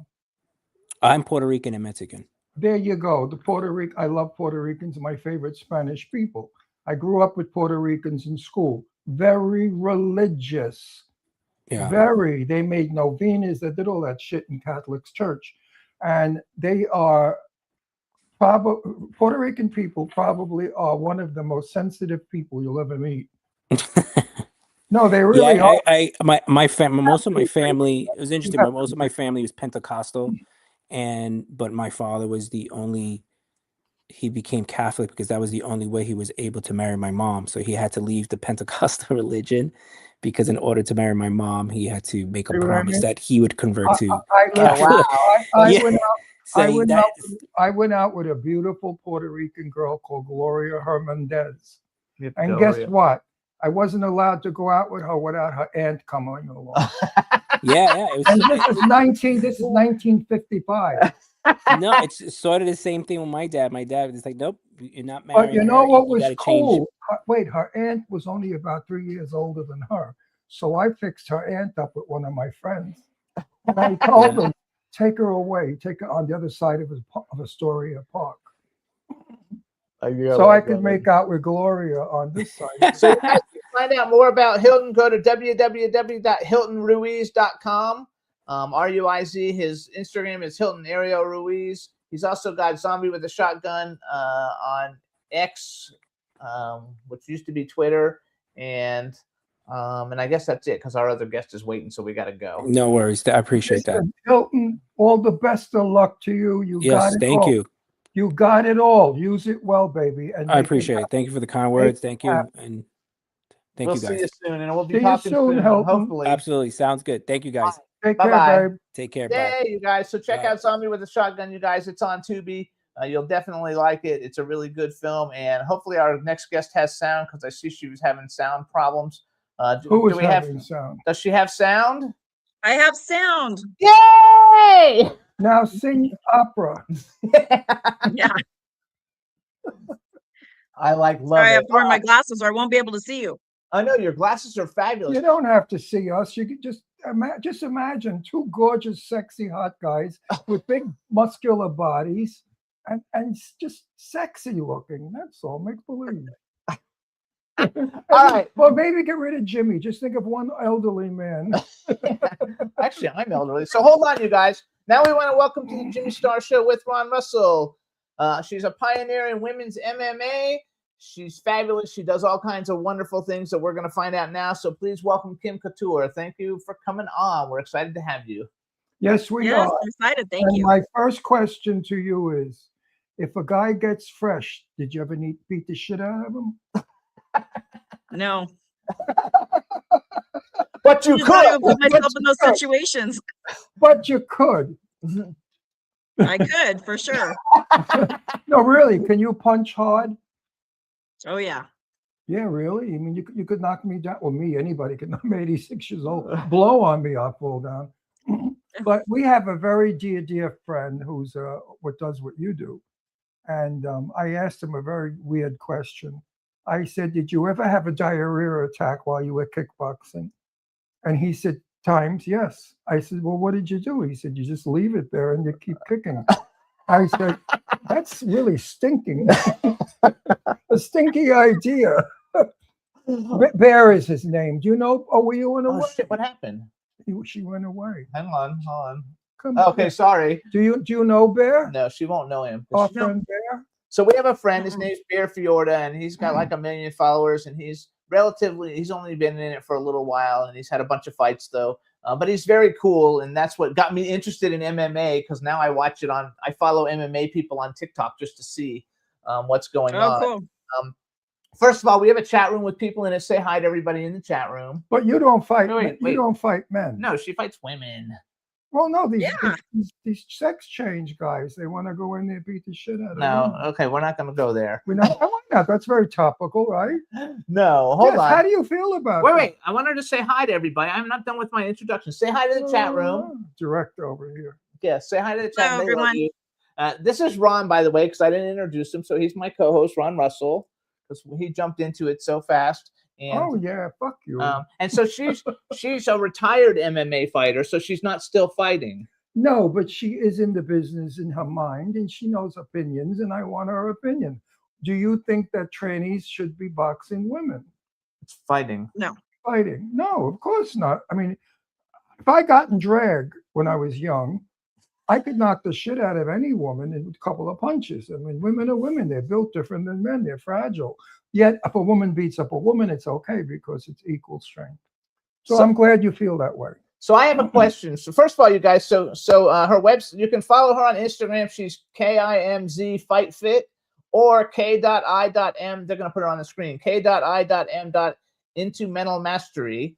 Her website is kimcouture.com, which is still kind of like under development because she's got so many cool new projects coming up with all the things that she does. Her nickname is Sugar Free. So tell us why in the MMA world did they call you Sugar Free? Good for that. Well, every time somebody would ask me a question, I'm just pretty blunt. You know, I'm a Sagittarius. Blunt is usually how they describe us. So everybody said, wow, way to sugarcoat that. And then they said, you know, Kimmy, don't sugarcoat shit. She's sugar free. And oh then my it just God, we stuck. should call him that because he's like that too. We could get along, you and I. I like Yeah. love it. And Say it like it is. I have a couple of women you could beat up for me. So I have a question then. So how did you actually? So I read it. So I Googled you all over the internet, and it said on the internet you were born in Colorado, that you previously worked in law enforcement and fitness before you became an MMA fighter, that your pro debut was in 2008. And I read something that said that basically you were extremely significantly older than everybody else when you started doing MMA. You started in your 30s and everybody else starts, you know, when they're 18 or something young. Wow. So how did you decide to be like, okay, I'm teaching fitness and I'm a policeman. Now I'm just going to go in the ring and start fighting. Like, how did that transition happen? Well, when I was in law enforcement, I was a deputy for the sheriff's department there in Colorado, and I moved out here. Actually, I came out here to visit my aunt first off. She was she worked in the school district, so she takes me to a men's UNLV basketball game, and we happened to sit behind all the guys that were building Mandalay Bay. It wasn't done yet. This was in 1999, and so I'm sitting there BSing with the guys through the whole game, and they're like, you know what, you're going to come work for us. And I go, I don't even live here. They go, well, we can fix that. And so they had me come down to their offices, which were trailers across the street from Mandalay Bay the next day. And sure enough, you know, they offered me a job. I don't know anything about the casino business. And they're like, we can train you. We need somebody tough. We need somebody smart. And I was looking at all the jobs. Yes. I was looking at jobs that were like security, surveillance. And they're like, oh no, we want you front of the house. I'm like, okay, I don't even know what that means, but okay. So they picked for me, and they picked food and beverage manager. And they said, we need somebody tough because you're going to be managing 286 employees between the bartenders and cocktail waitresses of the whole property. So that's where I got my start. And I was there for a year. And then Steve Wynn stole me and took me over to Bellagio doing the same job. And then he had a talk with me while I was over at Bellagio and said, you know, you're better suited for marketing. So he sent me down to the Golden Nugget to learn everything about credit. And then like 3 months later, I got promoted to executive, and I was an executive casino host for him for years. And so I wrote all the high limit credit lines for the high rollers, for the whales. And so I opened Wynn, and a buddy of mine, his name's John Lewis, he was a UFC fighter. And when he retired, he started doing club promotions. And so I would go to kind of all his little events. And, you know, when we opened our clubs at Wynn, he did promotions over there.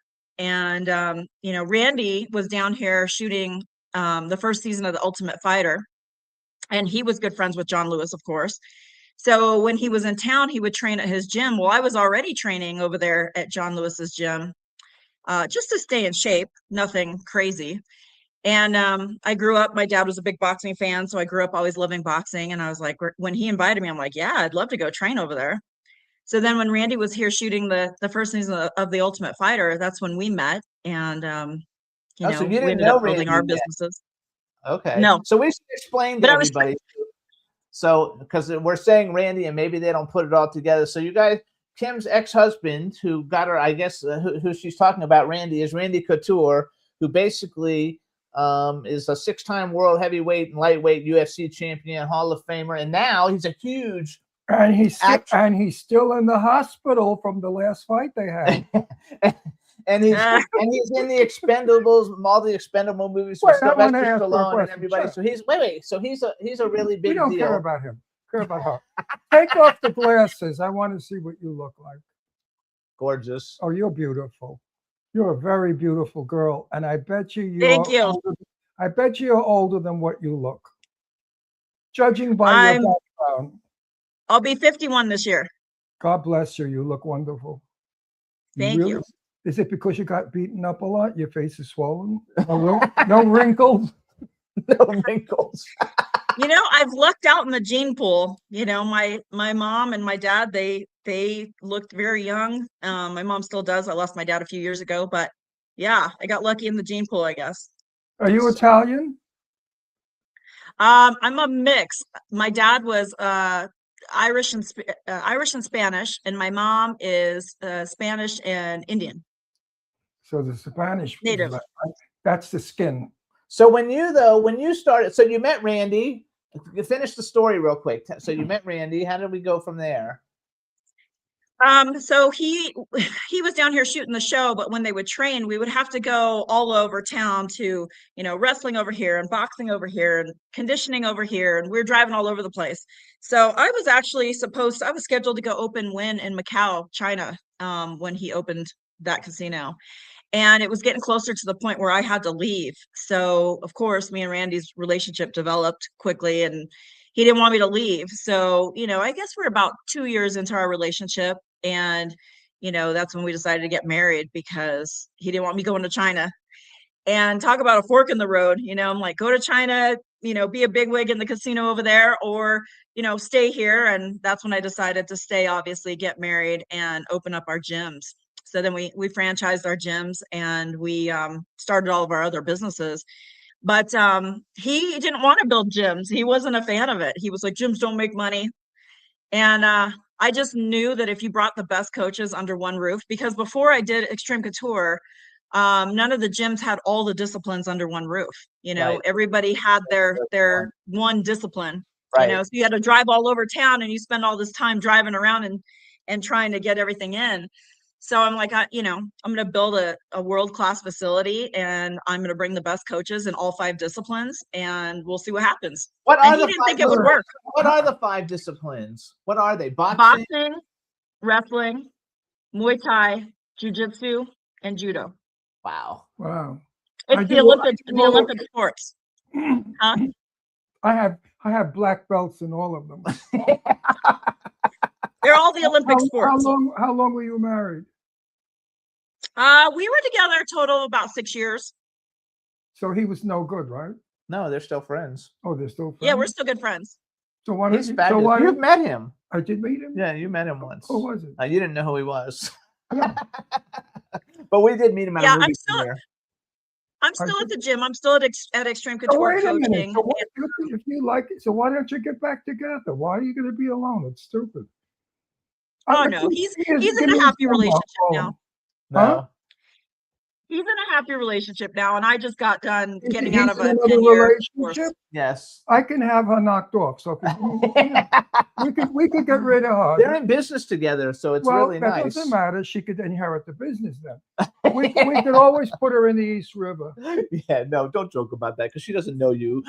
Oh, dear, I'm going to put her in the East River. So no. It's all. Of course, she knows me. She knows I'm a fun guy. Listen. I enjoy our friendship now. Good. Yeah, well, listen, do me a favor. When you see him the next time, say, Ron Russell thinks you're an asshole. Because that girl is so lovely. You're stupid. Anyway. You should be with that beautiful girl. You should be with the beautiful Kim. And she's so wait, I want to go back, she's very sweet and delightful. And I can't imagine why any man would not want to be with her. I'm gay, and I would like to be with her.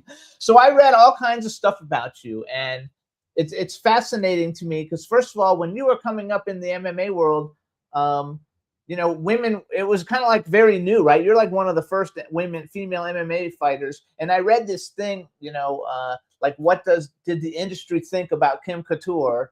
And I did a Google thing and ChatGPT and all these things, and it was very, very complimentary. It said one of the things that they say in the MMA circles about you and people who like MMA is that everyone respected you because you entered the sport in your 30s. You fought legitimately tough competition instead of padding your record. And at the time, women's MMA was still rough around the edges, and pioneers took brutal matchups that were really difficult, real fights, not like wrestling or anything, without getting really paid or exposures that the Wait a fighters minute. get today. Were you allowed to punch in the face? No. Oh yeah. No, you kidding. You do me. anything. You were allowed to punch in the face?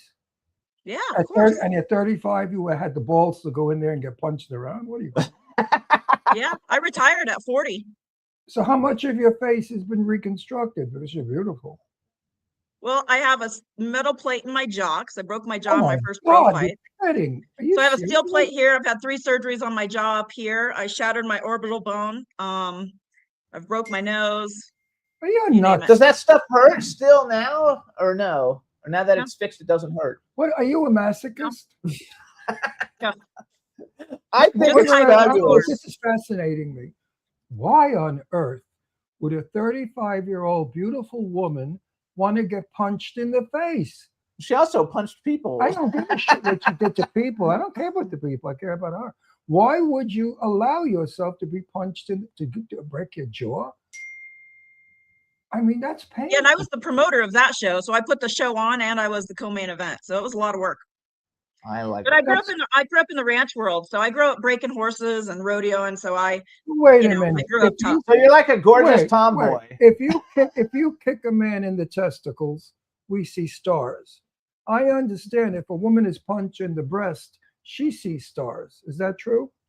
No. So you got punched in the breast and that was okay. Well, I never really got punched there, but no, I never had any issues. I mean, it's a good thing you didn't have water bags in there because if they punch you, one could explode. I used to. I did. I went through my whole career with implants, and I took them out You had in implants. 2019. You got punched in the implants. I have to. So wait, talk- how did you actually get that? Okay, so now you met Randy, you married Randy, you guys opened a gym. How did you go from I've got a gym to now I'm going to go become an MMA fighter? I mean, obviously you had all kinds of training because you were a police officer, you were physically fit, so basically you would probably just have to learn how to like punch, kick, and do the five whatever you call them. Yeah, I mean, 5 disciplines. It was about 6 hours a day of training. You'd go in the morning and you'd have an early morning conditioning class, then maybe, some early afternoon boxing, and then pro practice was usually around 4 o'clock. And so it was a lot of dedication. And in between those times, I was working, running the businesses, and then getting enough food in me and trying to shower and get a little bit of rest where I could. I never really got much rest. Who am I kidding? But yeah, it was a lot of work, and I was just running on pure adrenaline. It was a lot of fun. We were kind of strapped to a rocket because when Randy shot the first season of The Ultimate Fighter, that's when the sport went mainstream on Spike. And so it really took off. And then, we did a clothing line, we did a suit line, action figures. I franchised the gyms. Everything kind of took off. So it was just like surfing that wave. Eventually we did supplements. There was just a lot of goodness coming at us, and we were just doing the best that we could to try and, stay on top of everything. Oh, what happened? Gina Carano had started at our gym, and, I ended up managing her for probably a good 5 years, and she was my best friend at the time. And so we were training partners, and she was like, Kimmy, you really ought to think about fighting. We need more girls. Like you said, it was early on. There was girls in it, but not very many. And nobody was giving them the platform to really show their skills. There were some great fighters out there. Tara LaRosa, Shayna Baszler, Carrie Vera, who I eventually fought. She was my friend. These people. You fought these girls. Not the ones I just mentioned, but Gina was the one that kind of got me into thinking about fighting because I was surrounded by the best in the business. Okay. And the best coaches out there. I want to get back to where we were because it was very interesting. Did your vanity as a woman ever get worried that your face would be deformed? Like you could broken your nose? You never thought about your face being smashed to pieces? Never. No. I mean, I grew up I grew up breaking horses, so I had a lot more injuries before I ever got into MMA.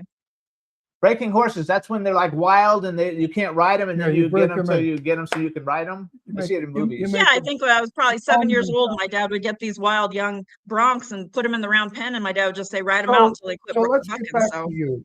Let's get back. I don't care about the other shit. No, I want to go. No, wait, who wait, cares about the gyms? I and do. stuff? I No, do. people- Wait. My audience right No, now. they want to know about Gina Carano. So they're that was one of fascinated. my questions. Is do you know? They want to Gina? know why this woman does what she did. Oh, wait. I want to know. So you were friends with Gina Carano. Did you also know Ronda Rousey? Because they both, turned their fighting careers into like big time actors, and I was thinking that would be something. Cares? We want to know about her. These are people that people want to know about. Why do you think I have a they list of don't. questions? They Give sent a them shit to me. about these other people. We have a guest here that I'm worried about. I want to know. She's Thank- fine. Look at her. I know, but thank God she doesn't do this anymore. Because if I was her friend, I would try to talk to us. They stopped us. No, so go back. So do you know Ronda Rousey also? I've met her, but I've actually been interviewed and spoke a lot about her when she was starting out her career. I always, stood up for her, and people didn't give her much of a chance when she was getting started. And I just knew from being married to an Olympian that, those Olympians are just on a whole different level. I knew she was going to be a force to be reckoned with from the get-go. I watched her in her amateur fights for Tough Enough, and I just saw her drive, her composure, her mental toughness. I knew she was going to be a force, but I really I wasn't good friends with her. I just, would see her in the scene here and there. Gina, I haven't seen for years, but I'm excited for this fight. I think it's going to be great. They're getting a lot of publicity, kind of everywhere. yeah, they're getting a lot of trash talk and stuff, but I think it's going to be great. I love the it. people that wanted to see it back in the day will finally get to see it. Yes. Were you married at the time that you boxed? Yes. Did your husband ever say to you, honey, don't do it? No. He was never afraid that your face could be disfigured? He's got this thing about No, I mean, he was probably my best training partner in pro practice. He was beating the crap out of me every day. I've never met a woman that listen, I've met millions of people in my business. I'm in the business 65 years. I've met the whole world. I knew he was going to be fascinated. And I've never met a woman like you. And I'm fascinated by you. I don't know whether to respect you or feel sorry for you. I don't know. My emotions are all fucked up, because why on earth would somebody as lovely as you risk being injured with a steel chin and a broken this and a smashed that? God forbid you could go blind. I mean, did you ever think of that? Well, now stuff? she's done, so she's okay. No, I know that. I'm going past back. For these poor women that are doing this today, I think it should be outlawed. They get paid a ton of money. No, I think women should Miss not. the money part. Yeah, you missed the money part. Your generation didn't really get the money part. And I looked to see if you had an action figure, and it said no, that you don't have an action figure. Because I would have gotten one. I like collect action figures for everybody who comes on the show, so it would have been cool. Well, I want to know what was considered fouling in your fighting. I don't think there's too much. Well, there's actually 26 laws, that you can't fish hook, you can't do certain things. Well, what's fish hook? Like pull somebody's cheek. Lip. Are you kidding me? Yeah. You can't do stuff like that. You can't hit them on the back of the head. You can't strike them. You can't knee them in the face if they have a knee down. Like there's a lot of rules actually. Not enough. Should be no hitting. It's MMA. So first of all, it's not boxing. MMA stands for mixed martial arts. I know what she does. She does what Bear does, and I shit from Bear. I love Bear. Bear is so handsome. He could be an actor. He's really a handsome young fella. He's only in his 20s. And I worry about Bear's face because, they don't even use gloves. What do you have, a piece of material across your hand? Tape? I mean, the whole point of training is to avoid those punches, right? Avoid getting hurt. So the more you train, the longer you go in the sport, the better you get. You don't really take a lot of damage. Yeah, 6 hours a day training. That's a pretty lot.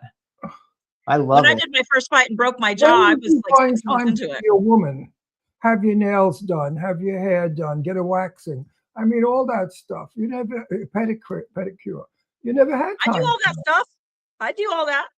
Now that you're retired. No, even then, she was gorgeous as a fighter. Like it would look like Barbie going into the ring. I would. If anybody ever took me there, I'd turn around and walk out. I could not sit there and watch you get hit, or any woman being punched. I couldn't watch it. Well, it was interesting because my fight where I broke my jaw, I had all the other executives that I worked with at Wynn in the front row. It was my show, so I had them in the front row with my family. My mom and dad is the only show they ever went to, and my Your son. mother and father They're were all- watching you get punched. Yeah. Oh, I see. If anybody ever punched my daughter, I'd shoot them. They just sat there in shock the whole time, I think. And then when they knew that something was wrong because I was bleeding like crazy, they were so worried, and they kept looking at my son to see if he was okay. And he's like, my mom's fine. She's fine. He knew. Wait a I minute. like. Now, is your son? Is he an Wait, MMA fighter? wait. You're going too fast for me. No. You have a son? Yes. I have 2 kids. My son is 30 and my daughter's 28. You have a 30-year-old son. Jesus Christ, you look good. Do either one of them? Did either of them follow you into the MMA world? No, she. No, they're both in the medical field. They're both brainiacs. Yeah, that's good. They make a lot of money. Yeah, Good for they both them. do really well. Good for them. So here's some Wait a questions. minute. Were you ever terrified and scared before you entered the ring because of your opponent, who the opponent was? No. So you went in there like, Bear. I asked Bear, I have dinner and lunch with Bear. So we'd ask questions that I wouldn't do on TV.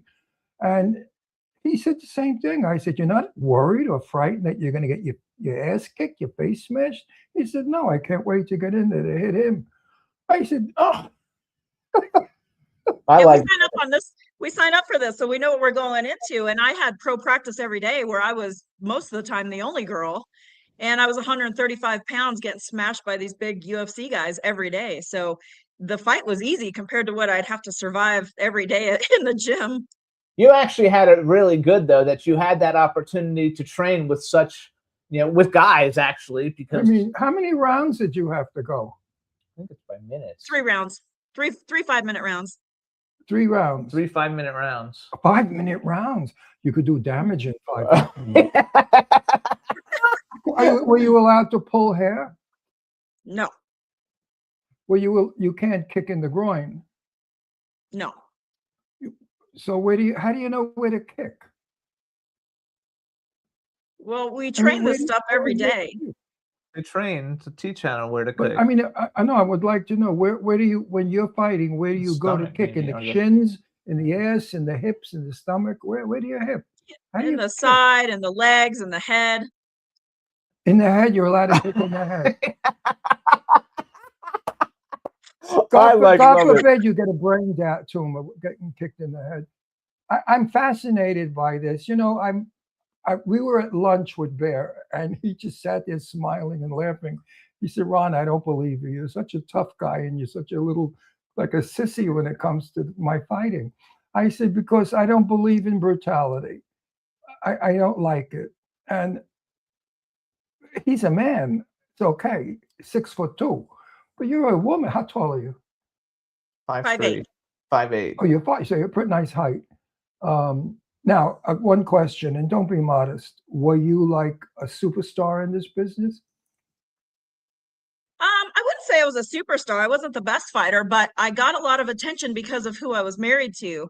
And that kind of, worked against me because I was new in the sport and I was, maybe 6 months into training, but I was getting co-main event fights because of the name, because of the last name. And then I'm fighting girls that are coming out of, Golden Gloves boxing champion and the world Muay Thai champion and the 6-time world grappling champion. They've been doing this stuff for 10 plus years. And so I'm 6 months into my training, but I said yes to everything. Like you said, I never padded my record. I said yes to whatever fight they offered me. Most of the women you fought were lesbians, and lesbians have a They're not. They look like bull dykes. So None of the big ones are. They're all. I've seen them now. They have hair shorter than mine, and they have muscles, and you got to see what they look like. But that doesn't mean that. But they're not lesbians.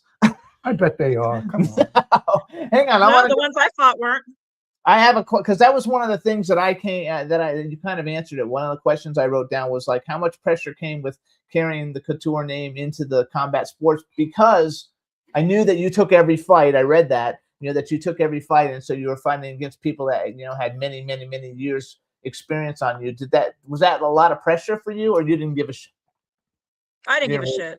I was running like 8 businesses. I was so busy, and my kids were still little. So my son was living with me. My daughter was living with her dad. But, it was a lot on my plate. I look back, I don't regret anything, but I look back and I go, wow, it would be really nice if I could have just ate, slept, and trained. Right. But I was running all these businesses. I was pretty bogged down. And what I know now, the stuff that I study and the stuff I speak about, I'm writing books about it now. I wish I would have been smarter, but I was just, I don't want to say reckless, but I just didn't give a shit. I was like, I'll fight anybody. I was there to put on a show and get in a good scrap. I can't I believe love it. What did your kids think of it when they saw their mother getting punched in the face? Or whatever? Oh, they loved it. They They've loved always watching supported them. all my crazy ideas. I'm going to retire from this interview. No, I can't take it. I love you to death. I love you. I love Okay, you. my turn anyway. I want to talk. Wait, I can't take this. I can't take this. I purposely, because I downloaded a couple of fight videos, little clips of videos of I'm you, not and I watching. purposely didn't send them in because I was like, Ron will never be able to watch you get hit, especially after he sees No. how beautiful you are. He'll never Oh be able to watch my God, it. Are you So, kidding? do you have a favorite I walkout have song? no, I have no Wait, my clue. turn. My turn. Wait. If I went to see one of her shows and she was getting hit, I would jump up there and beat the shit out of the other one. Do you have a favorite walkout song? So I was sugar free. So my walkout song was always Def Leppard, Pour Some Sugar on Me. Oh, that's awesome. Okay. And do you have a favorite fight movie? Because I love fight movies, and my favorite is Best of the Best. And I like Never Back Down. And there's a newer movie called Lights Out with Frank Grillo that's pretty good too. Do you have a favorite fight movie, or do you even watch fight movies? I really don't. I mean, Rocky's always good, right? But actually, I love $1 Million Baby. That That's a good whole one. dramatic story, was captivating. And I saw that before I was ever a fighter. So your I like those underdog stories. Your story is kind of like the Creed story, though, where Creed didn't want to fight under his own name, and then he got the fights because of his own name, and then he lost, but he was really good. It's very similar to that film. Actually, your life. Yeah, story. it was a double-edged sword for sure. So, do you cook healthy? Yeah. You eat healthy. Yeah, I love cooking too. That's my thing. You don't go to McDonald's and Burger King. No way. He lives in those joints. I don't live in McDonald's and Burger King. I like Chipotle, Eat that. Subway. That's bullshit too. Chipotle and Subway are my two favorites, and we have In-N-Out. I don't know if you guys have In-N-Out in Las Vegas, but we have In-N-Out. We do. So if Hollywood made a movie about your life, who do you think could play you? Sandra Bullock. Oh, that would be great. Yeah, I could see that, but she'd never allow herself to get punched. It would have to be a body double. So I get that a lot. People are like, you look like Sandra Bullock. And I did back in the day when she did Speed. My hair was cut the same way. And, you can't tell the glasses, but I get that a lot. No, definitely Sandra Bullock. So let's move on. So you don't fight anymore. I wrote down after retiring, you transitioned into gym ownership and training, fitness coaching, MMA commentary, media appearances, business and consulting. I know since we spoke on the phone the other day that you're getting ready to come out with a series of books. Tell us a little bit about some of the things you're doing now. So I teach a few days a week in the jail, and I teach substance abuse and anger management. Wait a minute, when I started, hold on. Go back with that. You teach boxing in a jail? No. She teaches substance abuse. Oh, substance and abuse. anger management. And anger management in a jail. In a jail. And if one of them gets wild and starts to throw punches, are you allowed to punch him back? It never even comes up. These guys are great. They're very well behaved. They get excited for class. They like the stuff that I'm teaching. They take notes. They call me their professor. They get excited for each class. Good so for I'm you. never in fear or danger. And I bet a lot of them fall in love with you. Well, some of them found out who I was. There's been, I think, on 3 occasions, because I never tell anybody my last name, but there's been on 3 occasions where inmates that were already in there knew who I was right off the bat. And they were like, oh, I know who you are. And then it spreads, and then you can't stop it. Then everybody knows, and there's no taking it back now. So it's okay. You're a nice person. It gives me street cred. Let them know. Yeah, who you street are. cred. No, do you have any ambitions? You know, the way that Randy turned into an action star, that you turn into like a female action star, because you would be great at it. You know, when I first got divorced, I shot 17 pilots for different shows. I did a couple small parts in movies. I'm notorious for saying yes to everything. So if somebody asks me something, I always say yes. And then I end up putting too much on my plate, but I get it all done. Even when Randy was the Scorpion King, we went to South Africa and I had a small part in that show, in that movie too, which was fun. But I guess I'm spread too thin. I just take on a lot of projects. So right now it's just been focusing on these books. What I've learned in working with these inmates, just, people don't know what they don't know. And a lot of these guys have never been taught a lot of things that all of us know, So I started to think about, I used to go in there and I would teach just substance abuse and anger management. And I'm like, wait, there's a way bigger picture here. And so they were the ones that actually said, we really like your style. We think you should write a book. And I'd never thought about it before, but they all like reading. They don't have anything else to do in there, right? So I'm like, okay, I'm going to start writing some stuff down. And I stopped teaching the curriculum that I had started with, and I started writing my own curriculum and going bigger with them on how to create a new identity and, believe in themselves and realize that they were thinking very small-minded. They had very low EQs, and I was trying to raise that. They'd never even heard of what that was before. So I'm like, you know what? This is an opportunity for me to meet, 50 guys at a time that I could really help transform their minds. And so I took it very seriously. I started writing my own curriculum, and then it led to one book that was, I'm calling the series Keep It Moving, because I say it when I'm talking to them a lot, and they go, well, maybe that's why your name is Kim, Kim, Keep It Moving. Oh, wow, that's good. Yeah. So the inmates came up with all of this. And so the first one I wrote was Keep It Moving Out of Addiction. And then I went into Keep It Moving Out of Trauma. And then it just kept going. And so I did like 6 of them that are, Keep It Moving Out of. And then it's Keep It Moving Into. So into happiness, into love, into mental mastery, into health, into destiny, into abundance. But it's all mind stuff, right? And they love it, and they grasp it, teaching them how to manage their nervous system and understand why they do the things that they do. So it turned out to be this whole thing where I give them the big picture, and then it turned into 17 books. I love it. That's incredible. When the books actually come out, and you start and we get them published and everything, then we'll bring you back and we can, kind of go over this again. I have another question. Do you ever have teeth? 2 minutes. Do you ever have teeth knocked out? No. Oh, good.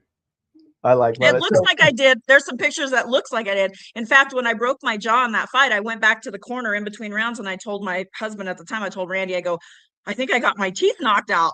I could stick my tongue out and it wasn't hitting any teeth. And he goes, nope, they're all there. And I go, but look, I could stick my tongue out and they're not hitting anything. I think I lost like 4 teeth. He goes, nope, they're all there. And I couldn't figure out, did you have to in between wire rounds, what was going on. Do you have to wire your jaw shut then when that happens? No, because I put that steel plate in here. Oh, okay. But my jaw was split. It was split completely in half in the middle. So what was happening is when I was talking, it would open up like Predator, and my tongue was going out. But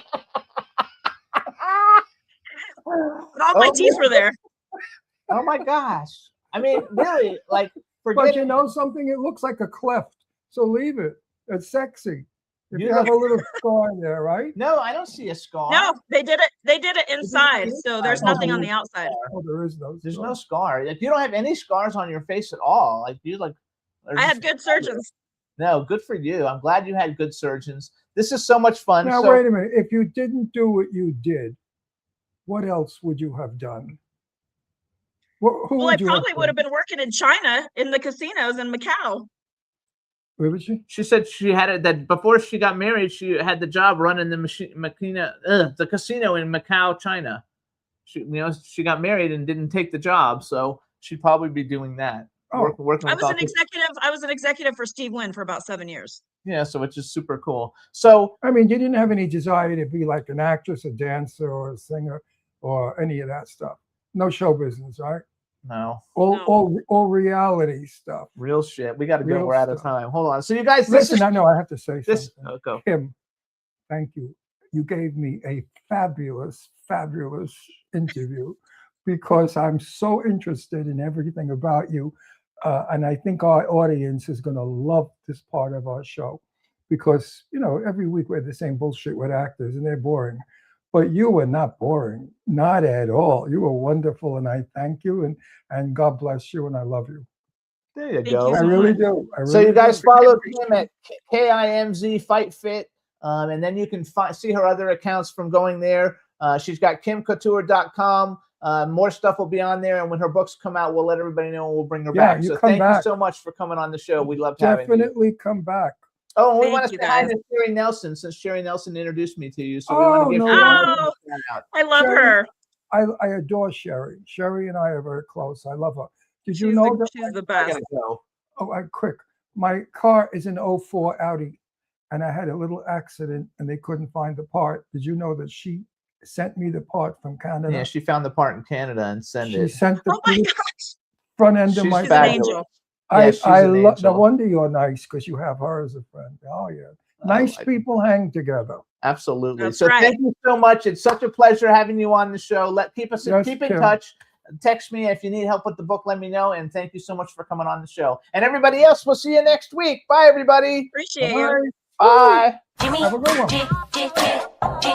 Yeah, this is MC Alfred. I'm just chilling, in the studio, sitting down and designing. Where every man in the thinking, what are we gonna be wearing?